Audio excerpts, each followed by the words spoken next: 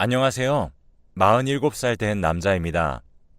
고등학교를 졸업하자마자 군대에 빠르게 입대해서 남들보다 일찍 전역했고 부지런히 공부해서 대학교를 졸업하고 대기업 회사에 입사를 하게 되었죠. 저는 어릴 때부터 정말 꾀부리지 않고 뭐든 부지런하게 일했습니다. 그래서 그런지 저는 제가 정한 것은 무조건 실천하며 살아야 하는 강박 아닌 강박이 있었어요. 하루의 계획표를 만들어서 딱 시간에 맞게 살았어요. 만약 그날 하루가 계획표대로 되지 않으면 미친 사람처럼 화가 나고 짜증날 정도였어요. 덕분에 회사 사람들 사이에선 전 로봇이라는 별명으로 불리기도 했죠. 그렇게 저는 계획대로 살아가던 어느 날이었습니다. 그날도 어김없이 아침 일찍 일어나서 회사에 출근하기 전 항상 들리는 가게에 들러 샌드위치와 커피를 샀어요. 거기 사장님이 제게 쿠키를 주며 좋은 하루 되세요 했고 전 웃으며 감사합니다 하고 출근을 했어요. 일찍 회사에 도착해서 샌드위치를 먹는데 쿠키 뒤에 작은 메모가 붙어 있더라고요. 아직도 그때 쿠키 뒤에 붙어 있던 메모를 잊을 수가 없습니다. 메모에는 안녕하세요. 항상 저희 가게에 들러주셔서 너무 감사드려요. 다름이 아니라 제가 그쪽이 마음에 무척 들어서 이렇게 메모를 남깁니다. 괜찮으시면 주말에 저희 가게에서 저랑 커피 한 잔 어떠세요? 주말에 기다릴게요. 라고 적혀 있었어요. 글씨조차 너무 작고 동글동글하니 귀여운 글씨체였어요. 저는 여태 살면서 여자를 한 번도 만나본 적이 없었고 이렇게 먼저 다가와 준 사람조차 없었기에 처음엔 당황했어요. 그런데 마침 그날 주말에는 약속도 없었고 여성분이 먼저 용기 내주시는 걸 거절하는 것도 예의가 아닌 것 같아 주말에 만나게 되었죠. 그렇게 주말에 그분의 가게에 가게 되었고 그분은 정말 수줍어하시면서 저를 반겨주셨습니다. 저는 들어가자마자 장사하셔야 하는데 괜찮으신가요? 했고 싱긋 웃으면서 제게 오늘은 장사 쉬려고요. 중요한 약속을 잡아서요. 하더군요. 그분이 싱긋 웃으실 때마다 저는 심장이 쿵쾅쿵쾅 뛰었습니다. 처음 느끼는 감정에 저는 혼자서 별의별 상상을 다 했습니다. 진짜 이 여성분이 내게 호감이 있는 걸까? 하며 진짜 별의별 상상을 하며 서 있는데 그분이 제게 자리에 앉으라고 말을 하고는 제가 아침마다 항상 먹는 샌드위치와 커피를 내주었어요. 그리고 저희는 얘기를 했고 얘기를 하면 할수록 정말 이렇게 잘 맞는 사람이 있을까 싶을 정도로 상상 속에 완벽한 이상형을 만난 것 같았죠. 그렇게 저희는 그날 이후 더욱 가까워졌고 처음에는 서로 알아가며 지내기로 했었습니다. 그러던 어느 날 야경을 보러 남산으로 갔던 날이 있었습니다. 그날 그분이 제게 있잖아요. 우리 무슨 사이예요? 하며 제게 묻는데 순간 아차 싶더군요. 저는 다급히 저기 그게 제가 좋아하고 있습니다. 라고 대답했어요. 그랬더니 그분은 싱긋 웃으면서 그럼 우리 오늘부터 진지하게 만나요. 해서 그날부터 저희는 연인이 되어 만남을 이어나갔습니다. 매일 아침 여자친구의 가게에 들러서 아침을 사서 회사에 오면 쿠키 뒤에 항상 재현 씨, 오늘도 힘내요. 오늘 끝나고 같이 저녁 먹어요. 하고 쪽지를 넣어 주었어요. 그게 너무 귀엽고 설레서 처음 받은 메모부터 버리지 않고 모아두었습니다. 그렇게 저는 여자친구를 만나면서 계획적인 사람에서 일반 사람처럼 평범하게 살게 되었죠. 여자친구를 만나다 보니 변수라는 것은 존재할 수밖에 없었고 그 변수는 늘 새로운 시도를 할 수 있게 해줬죠. 일이 일찍 끝나는 날이면 여자친구 가게로 가서 여자친구를 도와주면서 데이트를 했고 야근하는 날이면 여자친구가 야식을 만들어서 회사 앞으로 왔습니다. 그렇게 하루하루 행복하게 지내면서 보내는데 어느 날 회사에 제 연애 소식이 퍼지면서 회사 사람들이 제게로 와 한마디씩 하셨죠. 나는 자네가 연애 못할 줄 알았네.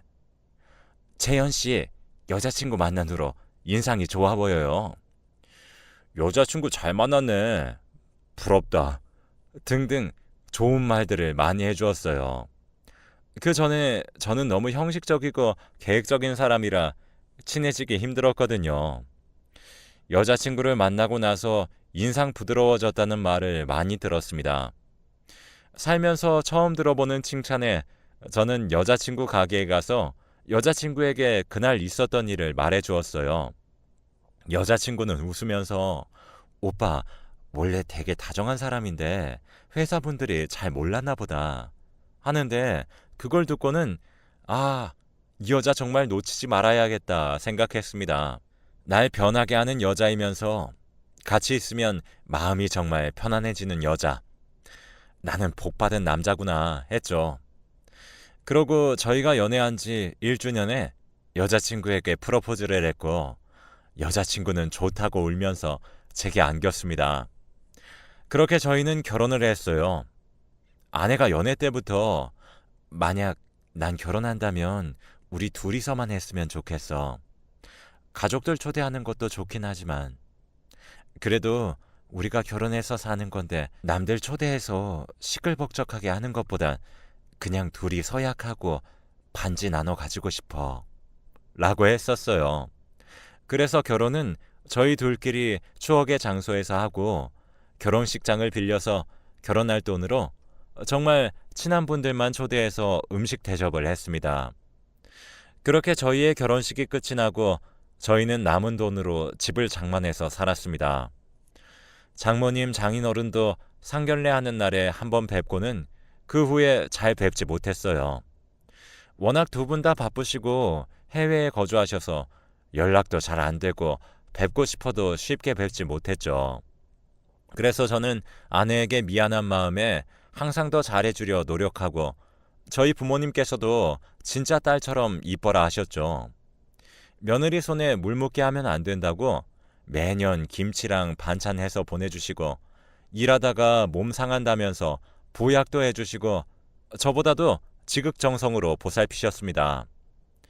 아내는 감사하기도 하면서 때론 저희 부모님을 부담스러워했습니다.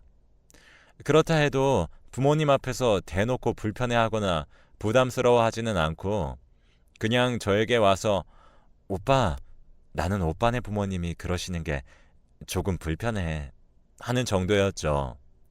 그래도 아내가 착해서 그런지 아내는 불편해도 저희 부모님이 오죽하면 그럴까 하고 이해하고 넘어갔습니다. 그러다 저희에게 아이가 생겼고 아이는 무럭무럭 잘 자라서 아내와 똑 닮은 이쁜 요조숙녀로 자랐습니다. 부모님은 아내가 아이를 낳고 힘들어할까봐 아내를 대신해 아이를 돌봐주셨고 아내는 덕분에 출산 후 마음 편히 몸매 관리를 할 수 있었습니다. 저희 부모님께서도 아내가 아이 낳느라 힘들었을 텐데 아내가 하고 싶은 대로 하게 두라고 저에게 신신당부하셨죠. 저도 아이를 낳느라 고생한 아내에게 너 하고 싶은 대로 해. 아이 낳느라 수고했어. 말하고는 한동안 아이 엄마가 하고 싶은 대로 하게 두었죠. 아내는 그동안 운전면허도 따고 친구들과 여행도 다니면서 자기 나름대로의 시간을 가지며 힐링을 했습니다. 아내가 자기 생활을 하며 시간을 가질 동안 딸아이는 시골 저희 부모님 댁에서 자라고 있었습니다. 딸아이는 할머니 할아버지를 잘 따르면서 지냈습니다. 시간 나는 주말마다 아이를 보러 아내와 같이 갔습니다. 처음엔 저는 아이가 엄마를 어색해하면 어쩌나 걱정했었는데 아이가 엄마를 반기며 너무 좋아하는 모습을 보고는 저는 아내에게 희한하네. 나는 어색해할 줄 알았는데 하나도 안 어색해하네. 라고 말을 했어요. 그걸 듣던 저희 어머니가 무슨 소리야? 왜 어색해? 애 엄마가 항상 시간이 날 때마다 딸 보러 내려왔었는데 라고 말씀을 하시더라고요. 저도 모르는 사이에 와서 아이도 보고 자기 할 일도 하고 있었던 거죠. 그러니 제가 안 이뻐할 수가 없었죠. 그래서 아이를 보고 집으로 돌아오는 길 아내에게 여보, 일도 많았을 텐데 언제 이렇게 와서 아이도 챙겼어? 라고 물어보니 아내는 내 자식인데 내가 챙겨야지. 항상 시부모님이 나 대신 챙겨주시는 것도 죄송하고 또 당연히 내가 해야 하는데 어머님 아버님이 부족한 나 대신 해주시니까 다른 거라도 더 잘 챙겨드리려고 간 거야. 라고 대답하더군요. 어찌나 예쁜 말만 골라서 하는 건지.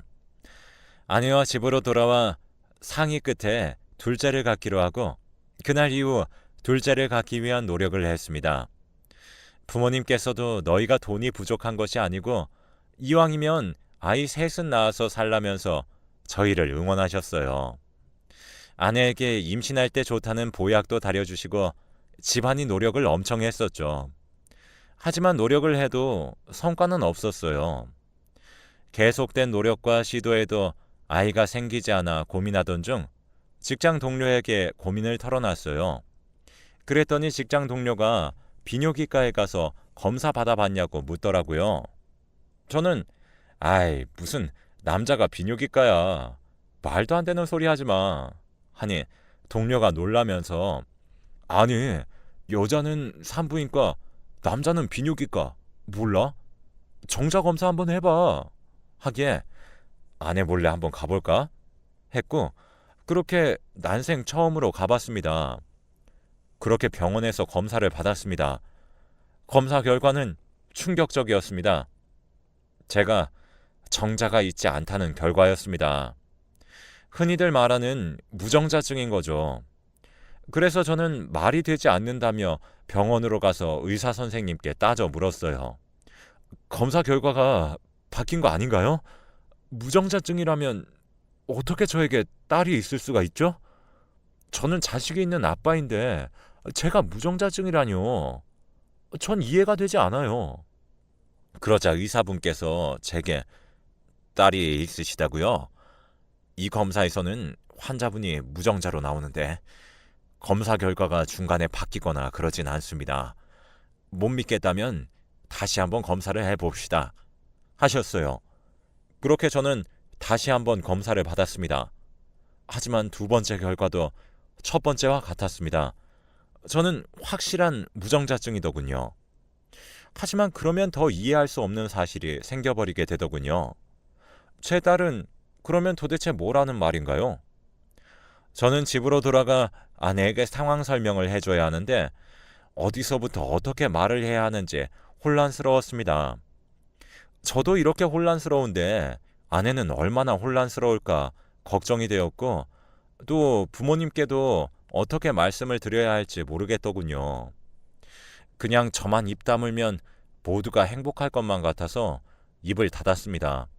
그리곤 아내와 부모님께 둘째는 안 키우고 싶고 겁이 난다며 첫째만 잘 키우자고 얘기한 뒤 둘째 계획은 포기했어요. 그리고 저는 술에 빠져 살았어요. 첫째가 제게 안겨서 애교를 부려도 예전만큼 정이 가지 않았고 제게 더 혼란만 줄 뿐이었죠. 그래서 아이에게도 조금은 거리를 두었어요. 아이에게 점점 거리를 두고 지내는 동안 저는 죄책감에 시달렸습니다. 저 어린아이가 무슨 죄가 있을까? 여태 내가 아빠라고 생각하고 자란 아이를 이제 와서 아이에게 아빠가 아니라고 한다면 얼마나 큰 상처를 받을까? 그래서 전 딸을 낳은 정보다 길러준 정이 더 크다고 아이를 상처받지 않게 진짜 제 친딸처럼 키우기로 했어요. 모든 걸 밝히기엔 제가 너무 겁이 많고 아내를 너무 사랑하기에 그러기 싫었습니다. 그래서 그렇게 가슴에 품고 살아갔죠. 그렇게 딸아이의 세 번째 생일날 부모님과 같이 식사를 하는데 아내가 음식 냄새를 맡고 헛구역질을 하더군요. 저는 놀라서 아내 쪽을 보았고 부모님께서도 놀라서 쳐다보셨죠. 아내는 참다 한계가 왔는지 자리를 박차고 나갔고 그 자리에서 얼음이 되었습니다. 부모님은 제게 둘째 안 만드다더니 언제 만들었니? 아니, 그게 중요한 게 아니고 축하한다. 우리 예쁜 손녀 동생 생겼네. 하며 좋아하셨습니다. 저는 그 자리에서 그럴 리가 없는데 정말로 있을 수가 없는 일인데 이게 무슨 하며 말을 잇지 못했고 그 순간 아내는 자리로 돌아왔습니다. 저는 아내에게 임신이야? 하니 아내가 제 어깨를 툭 치며 어떻게 우리 드디어 둘째 생겼나 봐. 당신도 좋지? 하는 게 아니겠어요. 저는 너무 어이가 없어서 그 상황에서도 말을 못했습니다. 딸은 부모님 댁에 두고 집으로 돌아와 아내에게 진짜 임신이냐고 물으니 아내는 테스트기 해봐야 정확히 알 것 같아. 근데 진짜 느낌에 임신 맞는 것 같긴 해. 하더군요. 저는 너무 어이가 없었지만 아직 정확한 것은 아니니 다음날 아침에 테스트기를 해보라고 권했습니다. 다음날 아침 아내는 일어나자마자 테스트기를 확인하고서는 제게 달려와 안기며 여보, 2줄이야, 2줄. 진짜 임신이라고. 라고 말하더군요.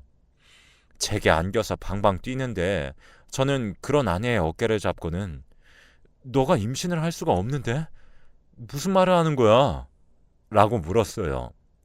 아내는 어리둥절하며 임신을 할 수 없다니 무슨 소리 하는 거야? 여보 왜 그래? 하며 제게 되물었고 저는 아내에게 당신 임신할 수 없다고. 임신이 되면 이상한 거라고. 라고 소리쳤고 아내는 아니 그게 무슨 말이냐고. 임신을 했는데 임신을 할 수 없다는 말이 뭔 소리냐니까? 라고 물었습니다. 저는 그런 아내를 보며 무정자증이라고 알아? 정자가 없다는 말이야. 내가 그 무정자증인데 당신이 어떻게 임신을 해? 라고 얘기했어요. 아내는 뭐? 무정자증? 뭐라는 거야? 당신이 왜 무정자증이야? 말도 안 되는 소리 하지 마. 하며 부정했습니다. 저는 아내에게 병원에서 받은 결과를 보여주며 진짜라는 걸 알려준 뒤에 이제라도 솔직하게 털어놓으라고 했습니다. 그제서야 아내는 바닥에 주저앉아서 해탈한 듯 웃고 있었죠. 아내는 왜 말 안 했어? 당신이 무정자증인 거 왜 말 안 했냐고. 당신 나한테 사기친 거야, 알아? 어떻게 그런 걸 숨길 수 있어? 이건 사기 결혼이야. 당신이 날 속이다니 정말 뻔뻔하다. 라고 했고 제게 오히려 자기를 속여서 결혼했다면서 제게 손가락질과 비판을 했습니다. 그러면서 자기의 바람은 정당하다는 말도 안 되는 말을 하면서요. 저는 그 말에 뒷목을 잡았고 아내에게 조용히 이혼할 것을 요구했습니다. 그러자 아내는 그럴 수 없다면서 자기가 속은 대가는 받아야 한다고 하더군요. 아내를 너무 사랑해서 정말 더럽게 이혼하기 싫었습니다. 그래서 가슴에 묻고 살려고 했어요. 그런데 아내가 이렇게 적반하장으로 나오니 저도 더는 있는 정 없는 정이 다 떨어져서 더는 곱게 헤어지지 않고 싶어지더군요. 저도 사람이니까요. 그래서 저는 아내에게 네가 지금 나한테 바람 폈던 거 용서를 구해야 되는 건 아니고 그러기는커녕 지금 내가 무정자증인 거 속였다고 난리를 치니 우리 그냥 모든 사람들한테 다 까발리자. 그게 네가 원하는 거면 그렇게 하자. 하니 아내는 그래 누가 이기나 봐. 내가 바람핀 거 잘못했지. 근데 당신이 무정자증인 거 그것도 잘못이야. 사람이 어떻게 그런 걸 속일 생각을 해? 너 정말 뻔뻔하다. 다시는 너 여기에서 얼굴도 못 들고 다니게 할 거야. 하며 집을 나서더군요. 그렇게 저는 아내와 별거하면서 이혼을 준비했어요.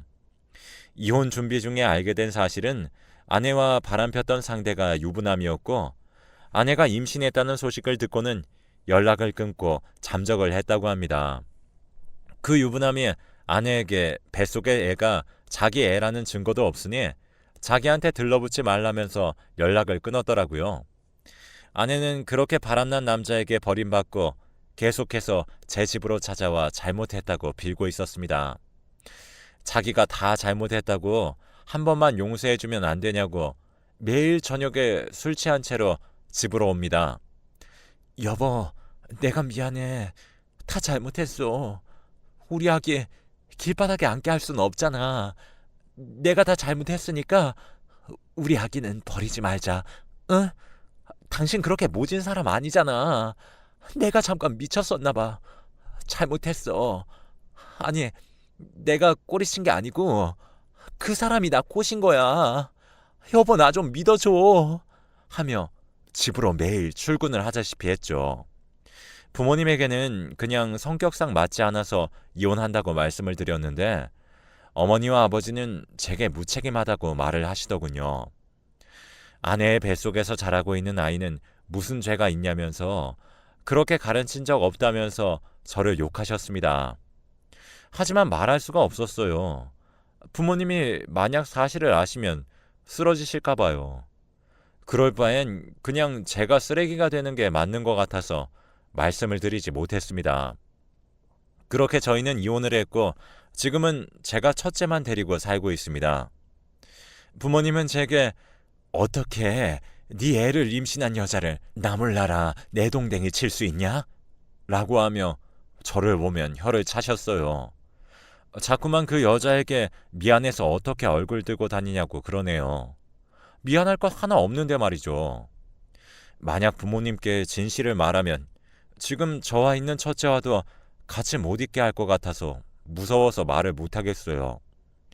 언젠가는 말씀을 드려야겠지만 제가 생각했을 때는 지금은 아닌 것 같아서 나중에 시간이 조금 흐른 뒤에 말씀을 드리려고 해요. 아직도 가끔 가다 아이 엄마가 술 먹고 집으로 찾아와서는 잘못했다고 빌기도 합니다. 하룻밤의 실수였다고요. 그러면서 제게 너도 잘난 거 하나 없지 않냐고 해요.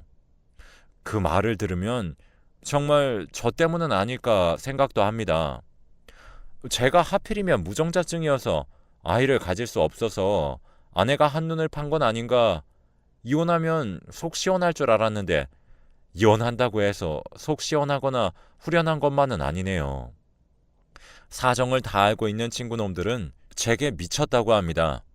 네가 무슨 부처냐? 네가 뭐가 부족해서 남의 자식을 키운다고 난리야. 나라면 진짜 못한다 못해. 아무리 애는 죄가 없다고 한들 너는 무슨 부처도 아니고. 아휴, 지 팔자 지가 꼰다고. 참 그렇다. 하며 지금 키우는 딸아이도 키우지 말라고 해요. 근데 지금 딸아이는 아내처럼 내칠 수가 없네요. 아이는 잘못이 없기도 하지만 어릴 때부터 저를 잘 따랐고 기른 정이 생각보다 큰가 봅니다. 아이를 싫어하던 저도 딸아이만큼은 눈에 넣어도 안 아픈 자식이기에 제가 죽는 한이 있어도 딸과는 평생 행복하게 살고 싶네요. 그리고 전처가 너무 집으로 찾아오고 있어서 지금 저는 아이와 함께 해외로 이민을 갈까 고민도 하고 있습니다. 아이들 교육은 우리나라보다 외국이 더 좋다고 그러기도 하고요. 여기에 있다가 아이가 상처받는 걸 보고 싶지 않기도 하고요. 혹시 제 얘기가 들릴 때쯤이면 저는 딸아이와 벌써 이민을 준비하겠네요.